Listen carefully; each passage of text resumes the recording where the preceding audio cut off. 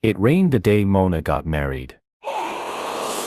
Not the gentle kind of rain that feels romantic, but the kind that hits the pavement like it's trying to drown the whole world. Michael stood under the heavy gray clouds, his heart weighing even heavier than the sky, watching his fiancée slip a golden ring onto Charles's finger. Charles, his best friend, his brother in every way that counted, and Mona, his Mona smiling, looking beautiful and radiant as if she had never belonged to anyone else, as if their years together had been a mere mistake. Michael's fingers curled tightly around the small crumpled note in his pocket. He had written his vows just the night before, foolishly believing she would still be his by morning. His knuckles turned white as he swallowed down the lump in his throat. Around him the crowd cheered, a hollow echo in his ears. He had come because he couldn't believe it was real. He had come because a part of him thought she'd look at him, just once, and remember everything they had. Their late-night walks, their promises under the stars, the way she had once sworn she loved only him, but she never looked his way, not once. Sonia, standing beside him in the crowd,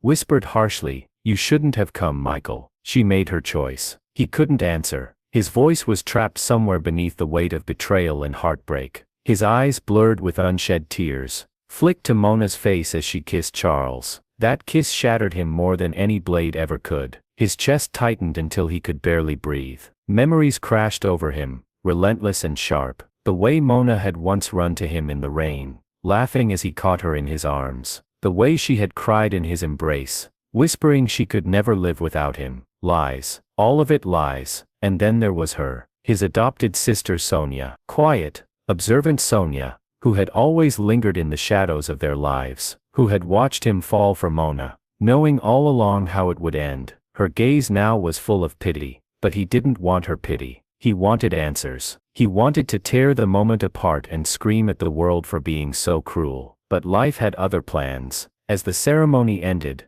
and the newlyweds were swept away by a storm of rose petals and congratulations, Michael's body began to tremble. His heart pounded, and not in the way it used to when he saw Mona smile. Something inside him cracked, deep and fatal. His chest burned, pain lacing through his ribs like fire. He staggered back, clutching at his shirt as darkness crept into the edges of his vision. "Michael," Sonia's voice cut through the noise, sharp and terrified. She reached for him, but her hand felt so far away. He couldn't hold on. The world tilted, blurred faces spinning around him like a cruel carousel. His knees buckled, and he collapsed to the wet ground, rain soaking through his clothes. As the cold swallowed him, he thought of her smile one last time. Mona. And then everything went black. But death wasn't the end. Somewhere beyond the void, where time had no meaning, a voice echoed in the emptiness. "Do you want a second chance?" Michael's soul, raw and broken, reached out toward that voice. His answer was fierce, filled with all the agony and rage he had buried inside. Yes. And as the darkness faded, warmth spread through him like sunlight after a long, brutal storm. When he opened his eyes again, he was not lying in a cold grave, nor beneath a stormy sky. He was in his room, sunlight spilling across the familiar walls, his heart still whole in his chest. The clock on the wall ticked softly. It was a day he thought he'd never see again, a day before Mona's wedding. His breath caught in his throat. This time he would not watch helplessly. He would not let her slip away to another man, to his brother, to betrayal. This time Michael vowed, he would stop her, no matter what it cost. Michael's pulse thudded in his ears as he sat up in bed, still half waiting for the world to collapse into shadows again, but it didn't. The warmth of the sun against his skin was too real, the steady ticking of the clock too steady to be a dream. He swung his legs off the bed, and touched the floor, solid, real, alive. His hands trembled slightly as he ran them through his hair. It wasn't a hallucination. He had truly come back to before everything had fallen apart, before the wedding, before Mona had destroyed him. Panic and hope twisted together in his chest. How far back had he gone? He grabbed his phone from the nightstand, flipping it open with clumsy fingers. The date flashed on the screen, clear as daylight. 3 weeks before the wedding. 3 weeks before Mona had stood in front of everyone, and given herself to Charles. 3 weeks. It wasn't much time, but it was enough. His breath rushed out, and for the first time since his heart had stopped, he allowed himself a flicker of something dangerously close to relief. He still had Mona. She was still his fiancée, at least for now. But beneath the flicker of relief, a cold fury simmered, because even though time had turned back, the betrayal still burned in his chest like it had never left. He shoved himself to his feet, and grabbed a shirt from the chair beside his bed. No more waiting, no more trusting blindly. This time he would see everything. He would not be the fool watching from the sidelines. Just as he was pulling the shirt over his head, his phone buzzed with a message. His heart stuttered as he saw the name. Mona. Good morning, love. Breakfast at our usual place. The casual sweetness of her words felt like poison now. His chest tightened, but he forced his hands to steady as he typed back. Of course, be there soon. He needed to see her with fresh eyes, not as the woman he had loved blindly, but as the one who had crushed him beneath her heel. He needed to understand how deep the lies went. When he arrived at the small cafe, where they always met, she was already waiting by the window, sunlight brushing her face like a painter's stroke. She looked exactly as he remembered. Soft curls falling over her shoulders, her smile bright and inviting, so painfully familiar. But now he saw something beneath the surface, something he had been too blind to notice before. A flicker of calculation in her eyes, a tightness in her smile that didn't reach her gaze. Michael, she called, waving him over as if nothing in the world could be wrong, as if she hadn't destroyed him in another life. He sat across from her, studying her carefully. She reached across the table to squeeze his hand, and though her touch was warm, it felt like ice crawling up his spine. You look tired, she said softly, concern lacing her tone. Are you not sleeping well, liar? The words screamed inside his mind, but he forced a gentle smile. Just some strange dreams, he replied, watching her reaction closely. Her expression didn't change. If anything, her eyes softened. You work too hard, she said, running her thumb over his knuckles. I worry about you. If he hadn't known the ending of this story, he might have believed her. He might have let himself fall under her spell all over again. But not this time. Noticing the way her gaze flicked to her phone every few moments, Michael felt a cold weight settle in his gut. She was waiting for someone.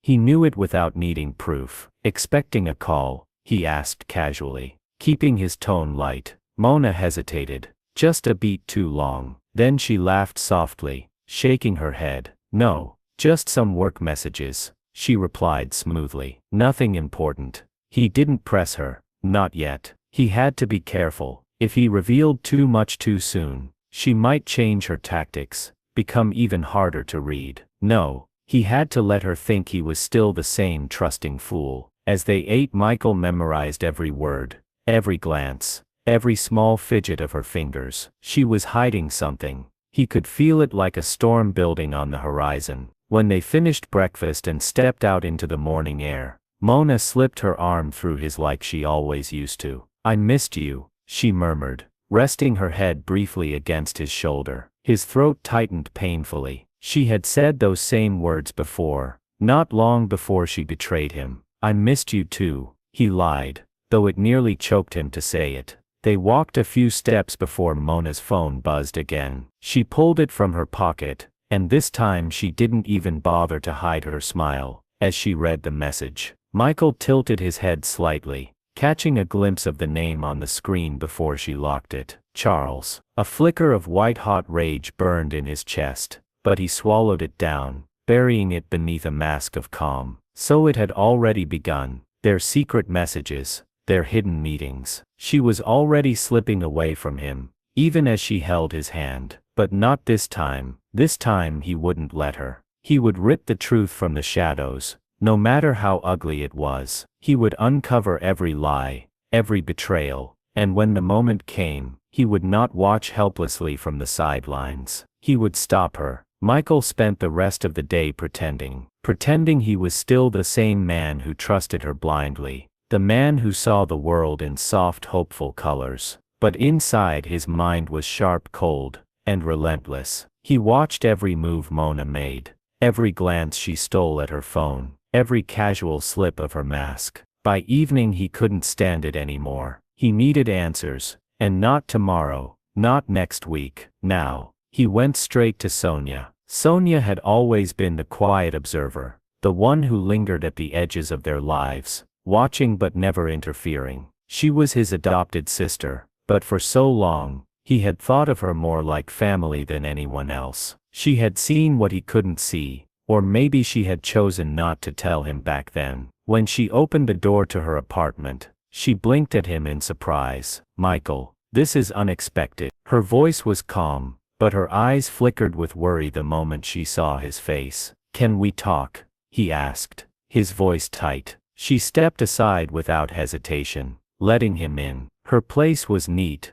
almost too neat, like she had been trying to clean away her own restless thoughts. "What's going on?" Sonia asked as he paced across her living room, running a hand through his hair. He didn't know where to start. How could he explain that he had lived through betrayal and death, and somehow clawed his way back through time? Instead, he chose the only path that made sense. The truth, as much of it as he could manage. "I think Mona is hiding something from me," he said carefully, watching Sonia's reaction. Her eyes darkened, just for a moment. She didn't ask why he thought that. She didn't even look surprised. "You think?" she repeated softly, as if tasting the weight of his words. Michael's chest tightened. "No," he admitted, his voice growing harsher, sharper. "I know she is." Sonia exhaled slowly, crossing her arms as she leaned against the counter. Her gaze dropped to the floor, her shoulders stiffening.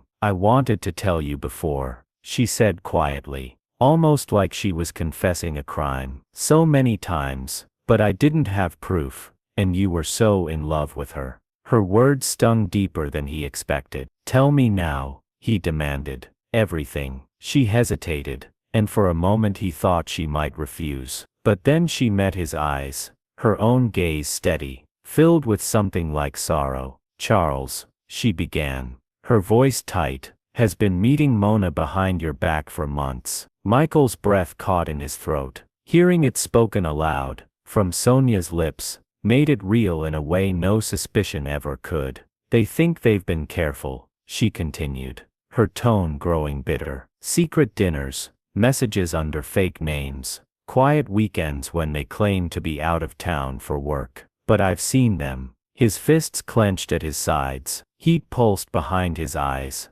a storm of rage and betrayal he barely held back. "Why didn't you tell me?" His voice cracked, sharp with pain. Sonia's eyes filled with regret. "Because you loved her," she said simply, "and because I thought maybe they'd stop before it went too far." But it had already gone too far. He had died with her betrayal, carved into his heart. Michael's mind raced. Now that he knew, he couldn't just sit still. He had to catch them, confront them, tear the truth into the open where it couldn't be hidden anymore. "Where do they meet?" he asked, his voice hardening like steel. "There's a hotel," Sonia answered, her lips tightening with disgust. "On the edge of the city. Discreet, quiet, room 506. The number etched itself into his mind like a scar. Without another word, Michael turned toward the door, his chest burning with determination. "Wait,"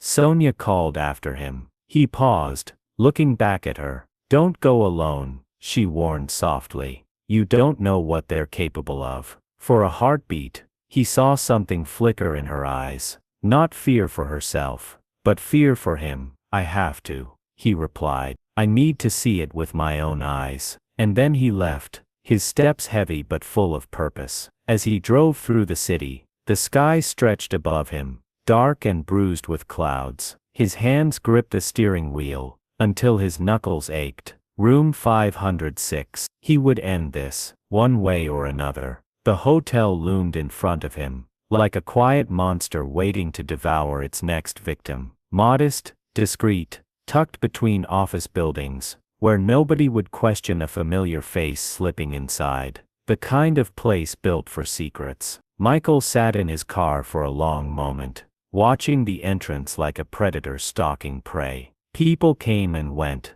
businessmen, couples, nobody paying attention to anyone but themselves. But then, just as Sonia had said, he saw her. Mona. She arrived alone, her coat pulled tightly around her, head down as if the weight of her sins could be hidden beneath the collar. But there was no hesitation in her steps, no nervous glance over her shoulder. She had done this before. Michael's chest squeezed so tightly, he thought it might crack open. Minutes later, Charles appeared, as casual as a Sunday stroll, with that same smug confidence he had always carried. Michael's so-called friend, his brother in all but blood. He watched as Charles reached Mona, his hand brushing against the small of her back, in a way that made Michael's stomach twist. She smiled, that soft familiar smile, that used to be his alone, and together they disappeared into the hotel. Michael's heart pounded so loud it drowned out every other sound. He forced himself out of the car,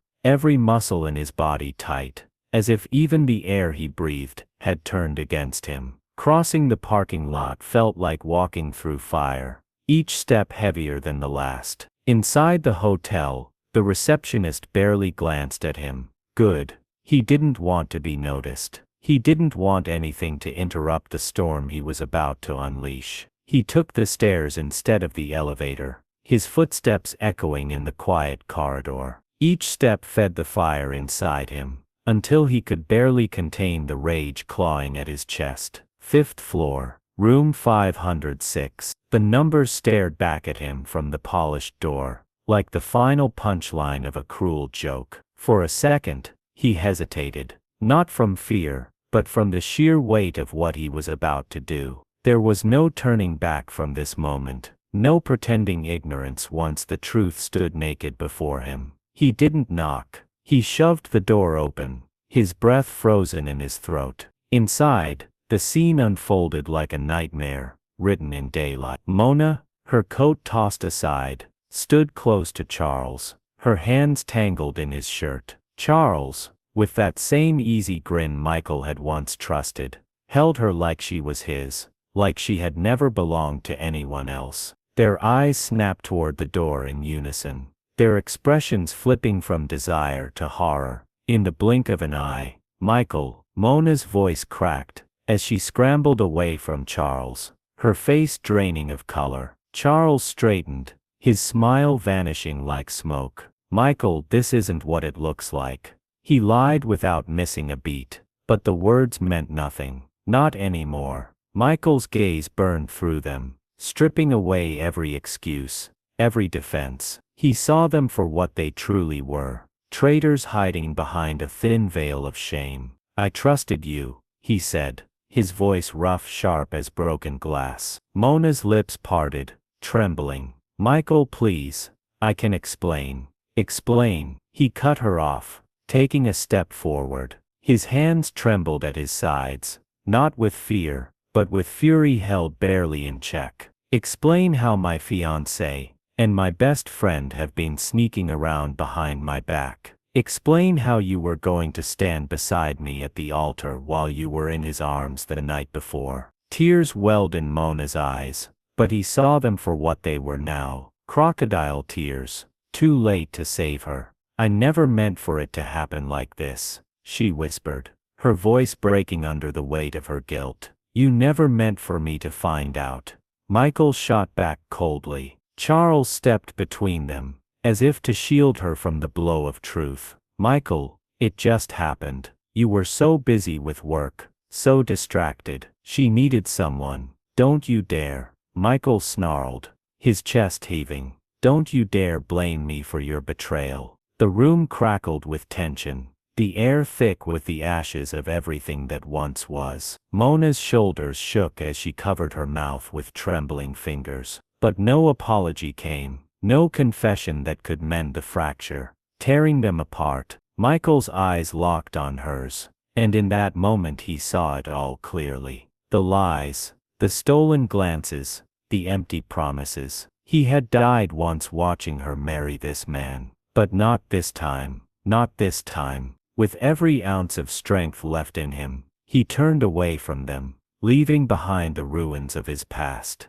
As he stepped back into the corridor, he felt something strange rise in his chest. Not relief, not closure, determination. This wasn't over. It was just the beginning. Michael didn't stop walking until he was outside the hotel, until the cold air hit his face and he could breathe again without feeling like he was suffocating on Betrayal. His heart still thundered, his mind spun with 1,000 furious thoughts, but beneath the chaos, something sharper had settled. Purpose. They had expected him to break, to walk away defeated like he did in the life before, to crumble under the weight of their betrayal, and die a quiet, pitiful death. But not this time. This time, he would not just watch from the shadows. He would burn their perfect little world to ash. As he stood by his car, the door handle cold beneath his palm, his phone buzzed. For a brief second, he thought it might be Mona, desperate to salvage the last piece of her ruined mask. But it wasn't her. It was Sonia. "Did you go?" her message read. His fingers moved fast. "Sure. I saw everything." The reply came almost instantly.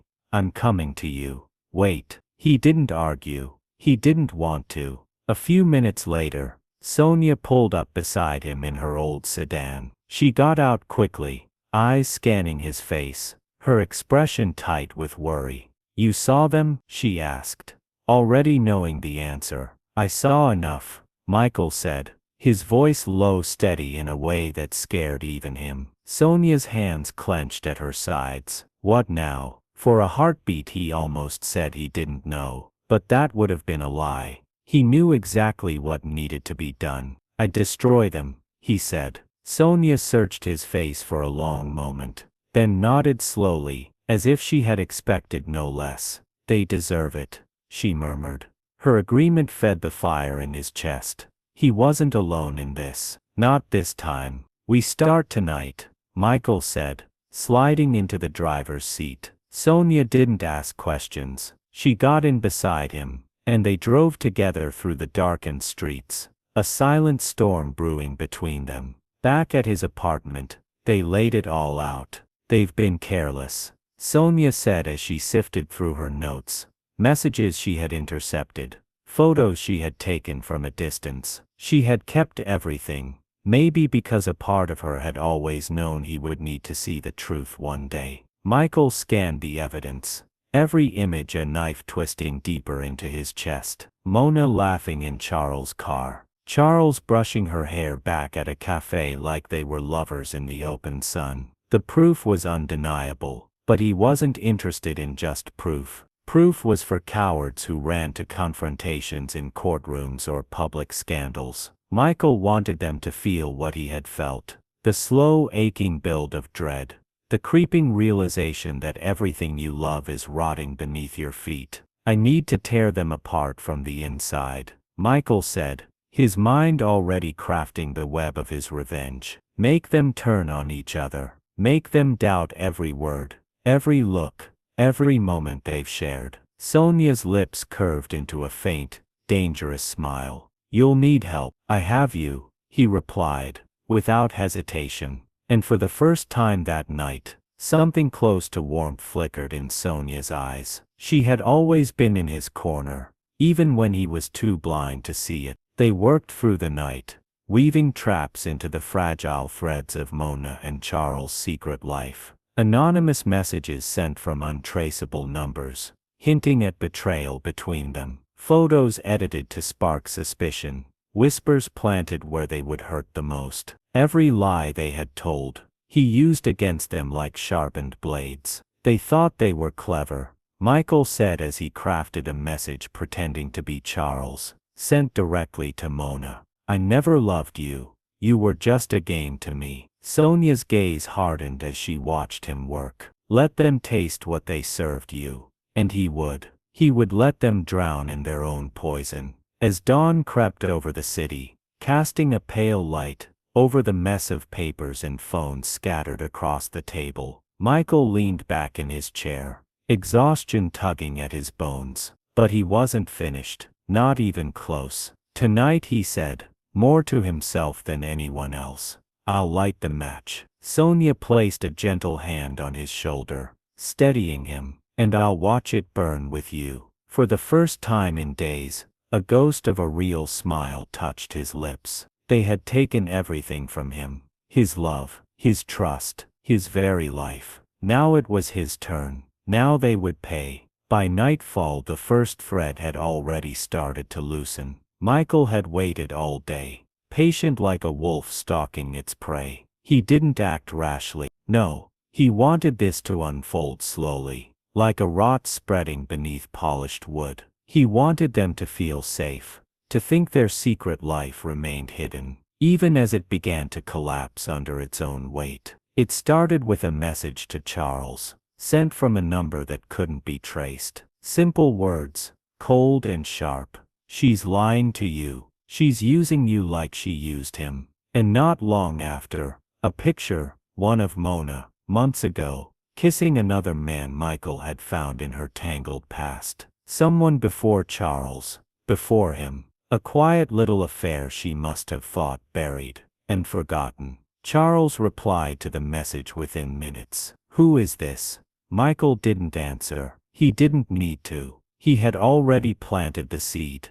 Doubt, suspicion, paranoia. By the time Michael checked the tracking app, Sonia had slipped onto Mona's phone. He could see her pacing inside her apartment, calling Charles over and over. Charles wasn't answering. Michael had made sure of that by flooding Charles's inbox with even more dirt. Sonia sat beside him on the couch, watching everything unfold with quiet satisfaction. They're unraveling, she murmured. Not fast enough, Michael replied, but he could feel it. The storm building just beneath the surface. Late into the evening, Mona finally left her apartment, frustration clear in her stiff movements. Michael followed her, keeping his distance as she drove across town to Charles' condo. He parked his car a few streets away, and watched from the shadows as she pounded on Charles's door, her voice rising sharp and angry through the quiet night. Open the door, Charles. What the hell is going on?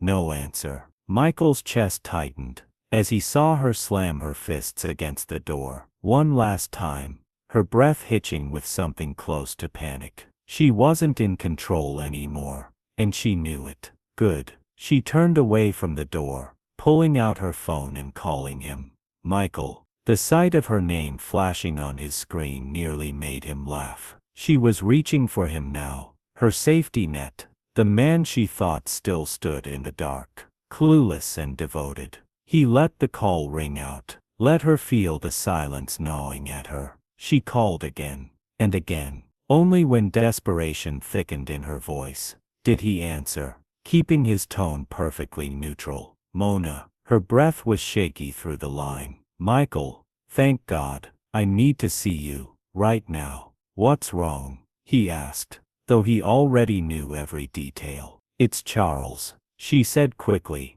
her words tumbling over each other. Something's wrong. I don't understand. He's not answering, and someone's been sending him things, lies about me. Michael's mouth curled into a slow, bitter smile. Lies, he echoed softly. What kind of lies? Her voice cracked. I don't know. I need to see you, please. He let her hang there in the silence, let her wonder if he would come running like he always had before. Then finally he said, all right, come to my place. She let out a breath of relief, like a drowning woman grasping for a lifeline.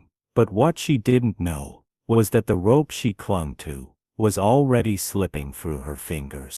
When she arrived at his apartment, Michael kept his face carefully blank. He let her rush into his arms like the old days, let her cry against his chest as if they hadn't already crossed the line of no return. I don't know what's happening, she whispered, her voice thick with fear. It's like someone's trying to turn him against me. Maybe because they are, Michael thought coldly. He stroked her hair gently, the way she always liked, but this time there was no warmth behind the gesture, only calculation. Maybe he's hiding something from you, he suggested softly, planting a darker seed in her mind. She stiffened in his arms, pulling back just enough to look at him. Her eyes were wide, glossy with tears, but beneath the surface, he saw the flicker of suspicion he had been waiting for. You think he would do that? She asked, her voice trembling. People hide all kinds of things, Michael said quietly, watching her closely, even from the ones they claim to love. Her gaze dropped, her teeth catching her lower lip as doubt settled deep in her chest.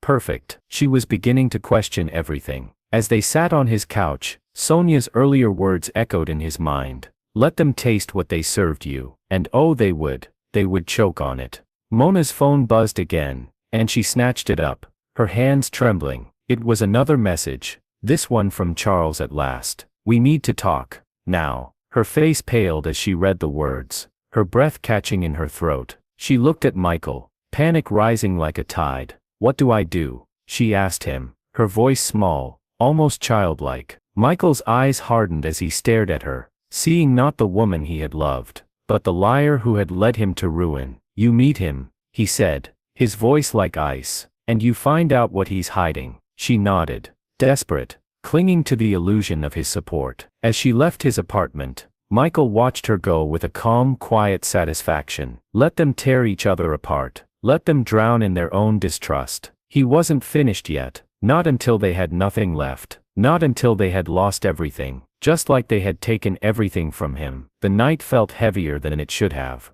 like the air itself had thickened around them, suffocating every breath. Michael watched Mona from a distance as she met Charles outside his building, their faces tense, their words sharp enough to cut through the quiet street. Sonia sat beside him in the car, her eyes never leaving the scene. They're already bleeding, she said under her breath. Michael didn't respond. He watched Mona shove her phone toward Charles, her voice rising with frustration. He didn't need to hear the words to know the accusations were flying fast between them now. Doubt had wormed its way into their so-called love, and it was tearing them apart from the inside. Charles threw his hands up, defensive, angry. Mona stepped closer, jabbing her finger at his chest, her expression a mix of rage and fear. Michael could almost see her mind racing. If Charles didn't trust her anymore, where could she run? He smiled to himself, dark and quiet. Let her squirm. The fight escalated quickly, their faces flushed with fury.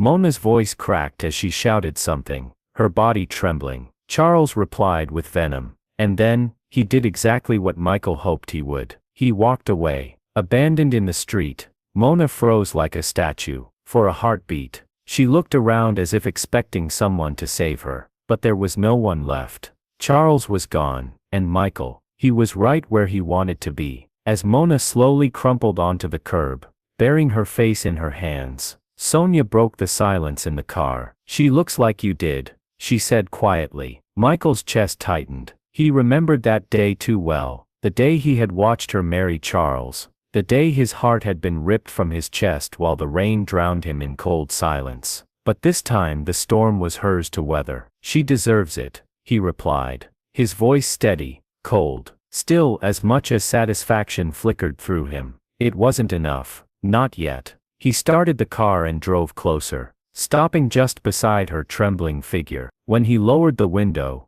Mona lifted her tear-streaked face, her eyes wide and desperate. Michael, she gasped, as if seeing him gave her hope. Hope was dangerous. Hope made people reckless. What happened? He asked softly, playing the role of the concerned lover just a little longer. He thinks I betrayed him, she choked out, her breath hitching on every word. He thinks I lied about everything. Did you? He asked, his gaze piercing hers. Her lips parted, but no words came. She couldn't lie now, not to him. Michael watched her struggle, her throat working as she swallowed down the truth. But he already knew the answer. He had known from the moment he caught them together in that hotel room. He stepped out of the car slowly, walked around and crouched in front of her. You played me, Mona, he said, his voice low, razor sharp. You played both of us. Fresh tears welled in her eyes, spilling over as she shook her head desperately. No, Michael,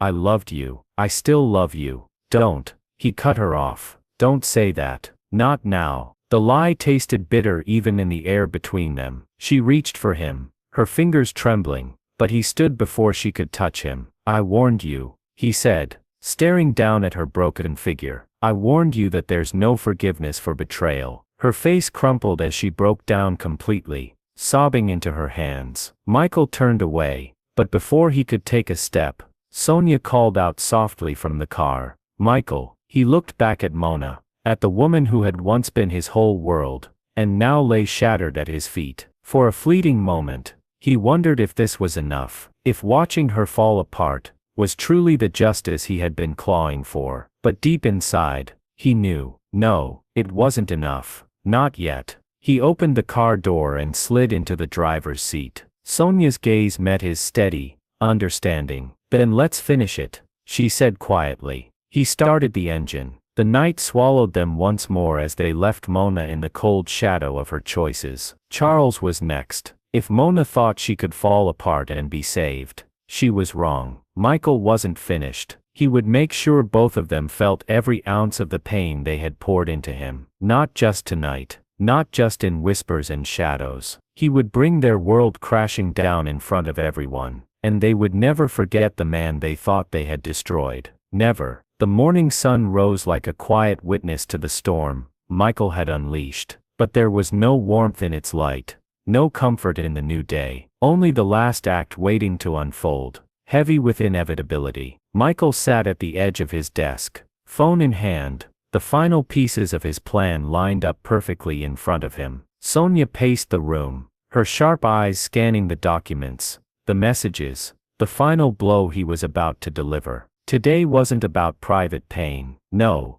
today was about public ruin. Michael's fingers moved fast, cold and sure as he scheduled the bomb to drop. Photos, videos, messages between Mona and Charles. Raw, undeniable proof of their betrayal, of their ugly deceit dressed in pretty lies. And not just to a few people. No, he had made sure of that. Their friends, their families, Charles' colleagues, Mona's business partners, every person who had once praised their love, every pair of eyes that had once admired their supposed loyalty. They would see the truth. They deserve worse than this, Sonia murmured as she stopped beside him. Michael's gaze stayed locked on the screen. They'll get worse, he promised. With a single tap it began. Within minutes, the first ripple spread. His phone buzzed non-stop as shocked replies flooded in. Friends who had toasted to their love now turned their backs with disgust. Clients who had trusted Mona's flawless image now withdrew their partnerships. Charles' polished reputation, built so carefully over years, crumbled in real time. Michael watched it all unfold with a hollow sense of satisfaction. He thought it would feel like victory. He thought it would fill the aching void inside him. But as the avalanche of disgrace buried them, he realized something darker. Revenge never fills the hole left by love. It only makes the emptiness echo louder. Still he didn't stop. Sonia, always one step ahead, had even arranged for the press to catch wind of the scandal. A story too scandalous to resist. The ambitious lovers caught in a web of betrayal, a man scorned rising from the ashes to expose them. The headlines spread like wildfire. Power couple torn apart by affair and deception. Secrets unveiled. Behind the mask of Mona and Charles. Business queen, or queen of lies. It was brutal, relentless, exactly as it needed to be. Michael thought of Mona, curled up on the street the night before, and he imagined her seeing the headlines now, her world shattering, piece by rotten piece. Charles too would be scrambling, clawing at the edges of his ruined life, trying to deny the undeniable. But no one was listening to their excuses anymore. Michael stepped away from the desk, running a hand through his hair as the weight of everything pressed down on him. Sonia watched him quietly, her eyes not filled with pity, but understanding. "You've done it," she said softly. He nodded once, though the victory felt sharp, not sweet. "They're finished," he replied. A knock at the door startled them both. Sharp, hurried, desperate. Michael's eyes narrowed. He didn't need to check the peephole. He already knew who it was. When he opened the door, Mona stood there, her face pale, her eyes wild with panic and desperation. Behind her, Charles hovered like a shadow, his jaw tight, his composure long gone. "Michael, please." Mona's voice cracked. "We need to talk, please." He let the silence stretch between them, let her drown in it. "You want to talk now?" he asked quietly, his gaze cutting straight through her. "Now that there's no one left to believe your lies." Charles stepped forward, rage and fear twisting his features. "You set us up. he snapped, his voice shaking. Michael's lips curled into a slow bitter smile. No, he answered, calm as ice. You set yourselves up. I just let the world see you for what you are. Mona's knees buckled, and she gripped the door frame as if it was the only thing keeping her upright. Michael, I loved you, she whispered, tears spilling down her cheeks. I made a mistake, but I loved you. Her words scraped against his heart, but they couldn't cut him anymore. Not after everything. If you ever loved me, he said, his voice steady and final, you wouldn't have needed him. Mona broke, her sobs spilling out like a dam shattering. Charles reached for her, but she pushed him away, too far gone in her own despair. Michael didn't spare them another glance. He closed the door slowly, firmly, locking out the ghosts of a past he had finally buried. Behind him, Sonia stood in the quiet, her gaze steady. It's over, she said. Michael looked out the window at the rising sun. No, he replied, softly, his voice filled with a new unfamiliar calm. It's just beginning, because this time he wasn't broken. He wasn't the man they left in ruins. He was the man who had survived them, and now he would live, truly live, without them, without their poison. For the first time in too long, he felt free.